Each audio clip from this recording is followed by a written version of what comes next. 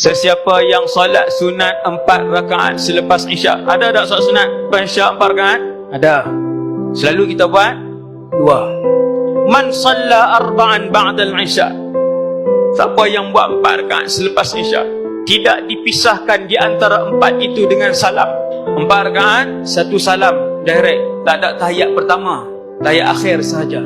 Sesiapa yang solat sunat selepas Isyak 4 rakaat yang tidak dipisahkan di antaranya dengan taslim, mudilna bimislihinna min lailatul qadri. Seolah-olah 4 itu didirikan pada malam Lailatul Qadar.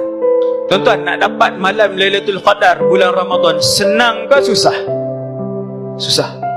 Nak dapat malam Lailatul Qadar bulan Ramadan senang ke susah? Susah. Tiba-tiba ada satu hadis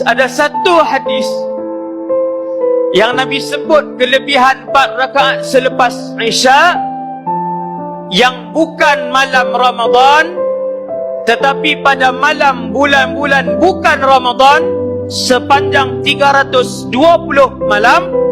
Nabi kata, siapa yang melihat dirinya diizinkan oleh Allah Jalla Jalaluh, tengok Allah izin untuk mendirikan 4 rakaat selepas Isya,